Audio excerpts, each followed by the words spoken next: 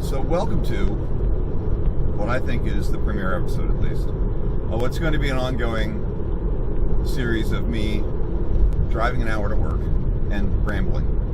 State of charge, driving my Tesla, and stream of consciousness, which is me talking to myself and recording it, which I do all the time. I talk to myself all the time anyway.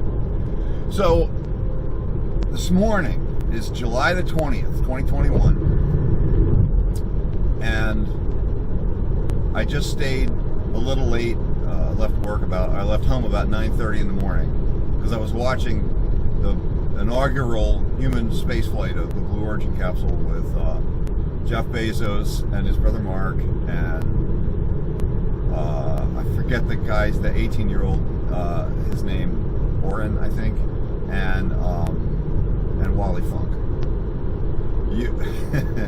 You are not going to be able to contain Wally Funk for the next 6 months. She's going to be everywhere. I want to see her face on every interview, podcast, talk show, just everything. I want to see Wally everywhere. It's going to be so amazing to see. A lot of people talk about this zero-G suborbital thing as a PR stunt or thing for rich people or whatever. And it is a little of that, no doubt.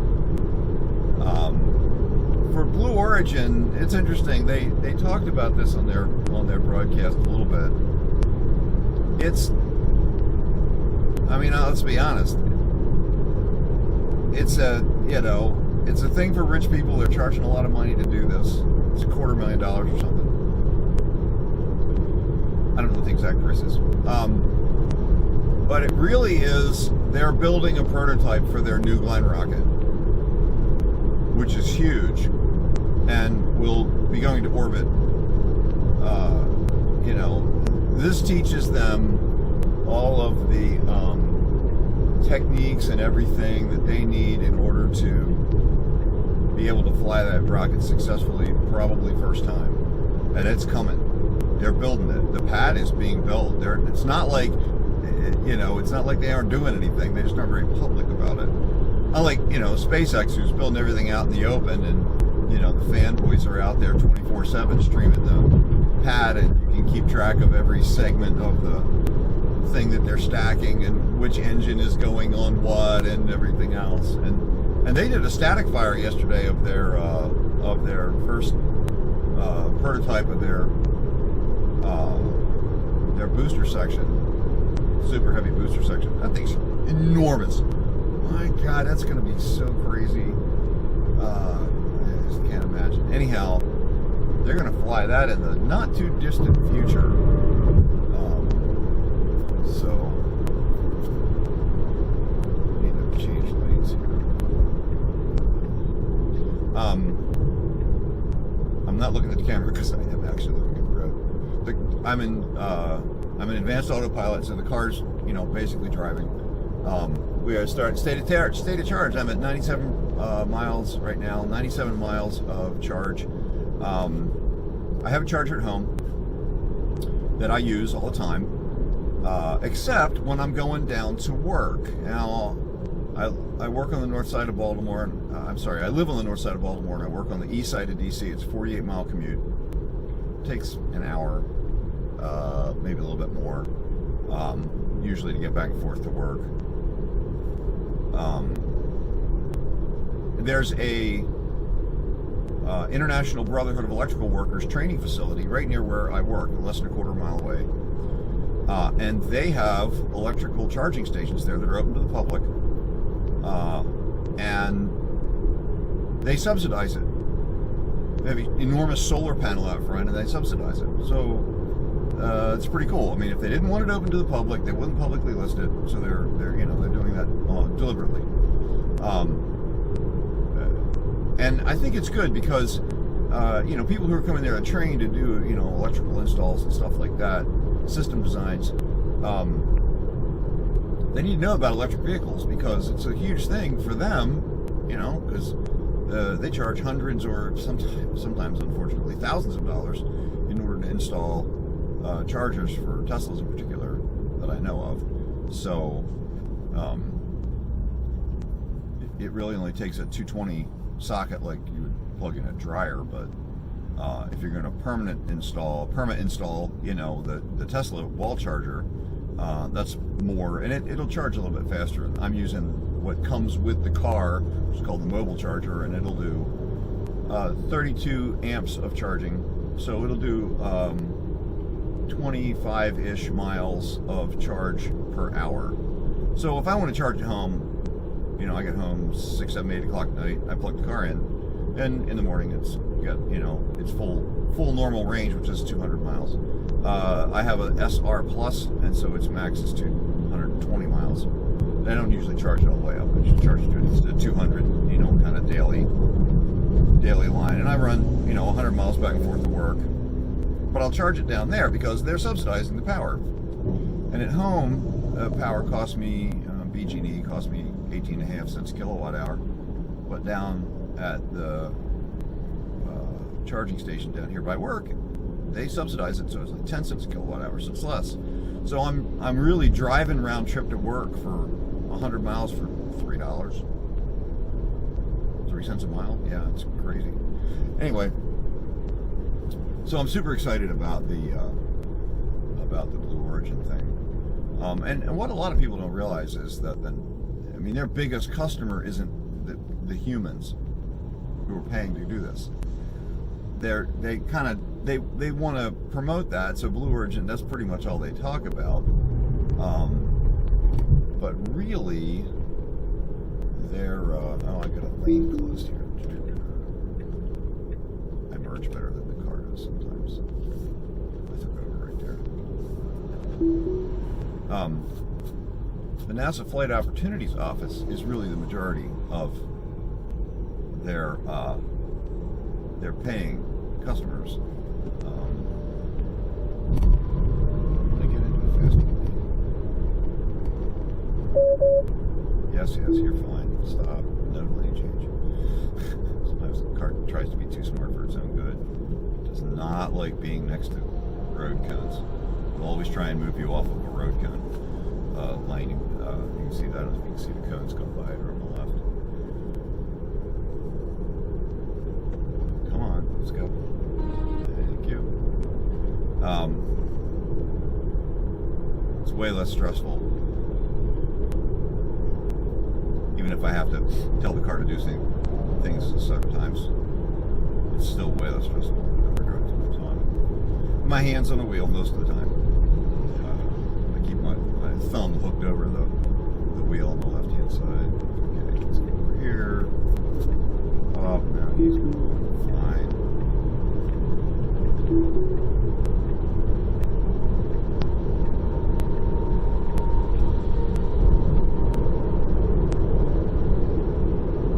This truck over here is blocking me out. Come on, dude. Whatever. So anyhow, 10 cents a mile to charge the car at work is, I told you, it's a stream of consciousness. You just got me talking.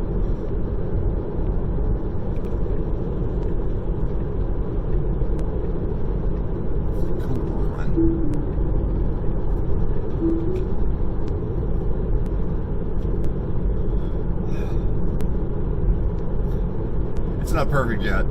We do not have the updated full self-driving, which I paid for when I bought the car. This is still called advanced autopilot. So I'm on enhanced autopilot. So I'm on enhanced autopilot, which the full self-driving is definitely better than this. The beta versions, people who have the beta versions who are doing driving are, you know, they've been showing it off and what it does and doesn't do, and it does most things way better than what I have now, so I'm looking forward to it.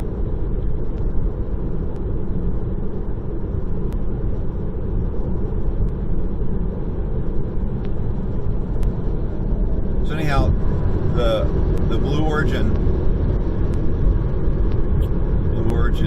flights and the Virgin Galactic flights, as well as a couple others, including Mast and Space Systems, they're doing suborbital hops. Maston doesn't really get you any microgravity time What you're getting there is acceleration, deceleration, vertical takeoff and landing, control system and theory development, and testing stuff out.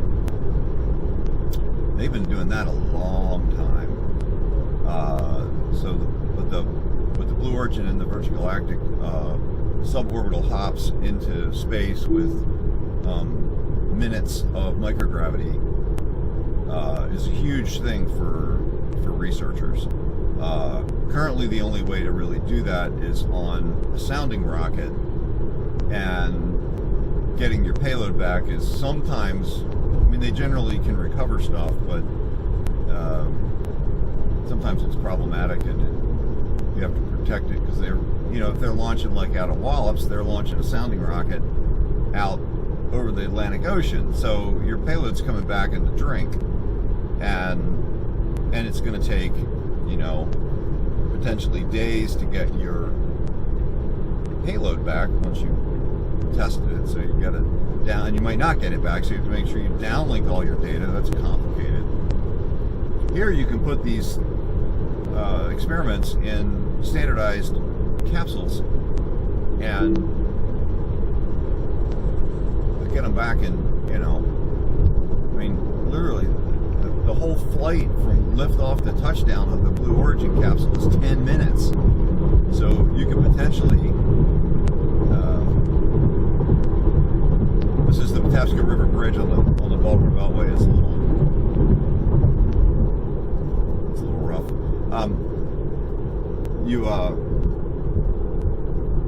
You get those you get them back in an hour, right? Because it's only a 10-minute flight. Virgin Galactic is hours, several hours, but still you get it back same day, which is really, really cool. Here I'm taking over driving from the advanced autopilot. The exit from the west side Baltimore Beltway onto the Baltimore-Washington Parkway southbound is a kind of a weird exit ramp, and the car doesn't do it well. I've tried it a couple of times. I was like, nah, I just do that. There's a lot of traffic right here, and it's got like a real short merge ramp area on this BW Parkway ramp, which is dumb. This thing used to be a big ultra high bypass ramp, and they just have never done it.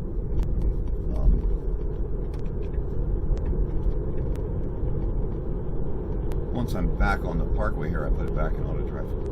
So you get these payloads in these standardized capsules, and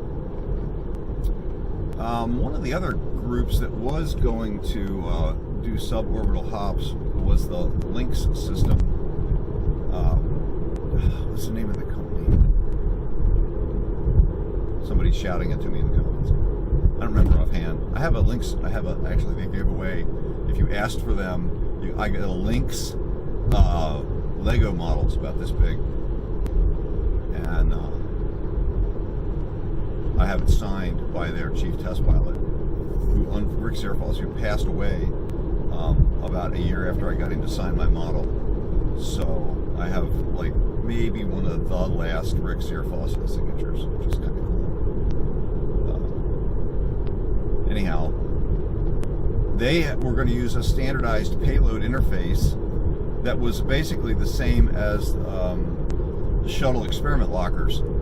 And so I don't know, the Blue Origin and the Virgin Galactic interface systems, I think, are the same.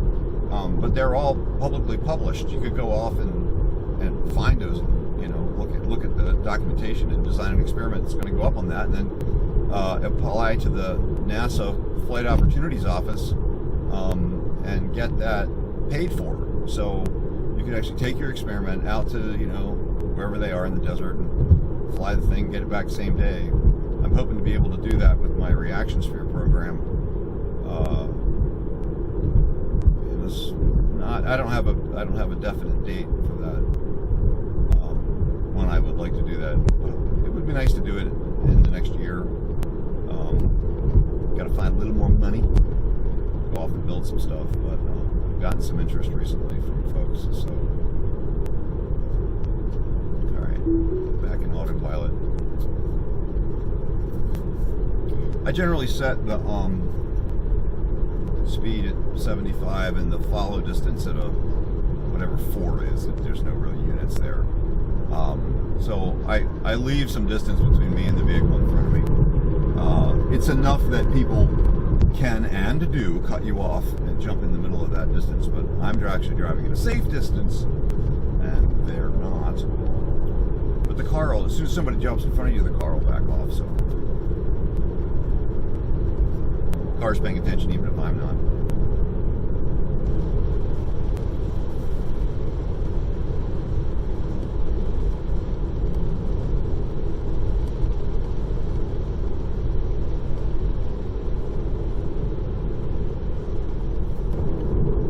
The Baltimore-Washington Parkway is a really lovely drive. It's mostly wooded on both sides.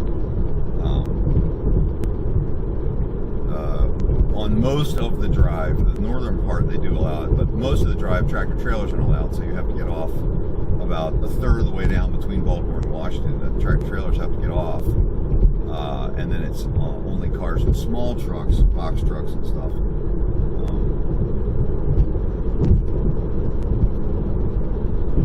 It's only 2 lanes, so when it gets bad, it gets completely bad. It's, you know, it can go from, it's either 75 miles an hour or it's at a dead stop. You just, you know, there's kind of nothing in between. But most of the time it's really good, and as long as you look at the traffic maps and make sure that it's not stop and go, it's about 5 miles shorter for my commute.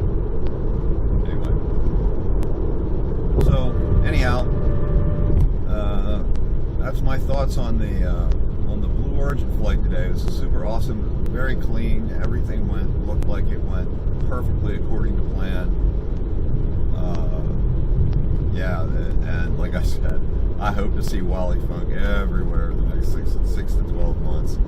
That lady is awesome, and her energy is amazing. She's 82. You know. She's the same age as my parents. My dad's gonna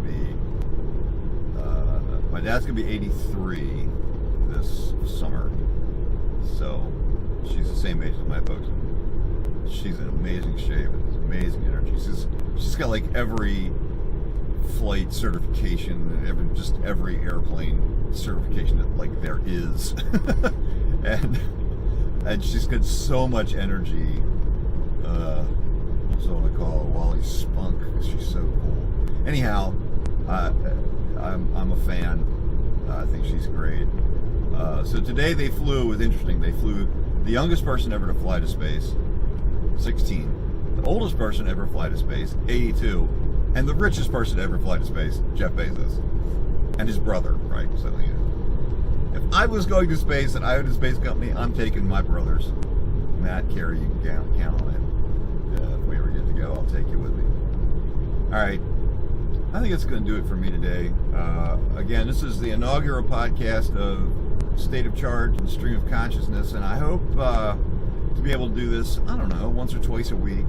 I was going to start doing this right before the pandemic hit, and then I wasn't driving to work, so I didn't kind of, you know, have an excuse to do it. I could have done it from home, but I thought this was kind of interesting and unique to talk a little bit about the car and a little bit about just what's happening in the world. All right. Thanks a lot. Thanks for watching. Like and subscribe and all that nonsense. And we'll see you on the next one. Thanks.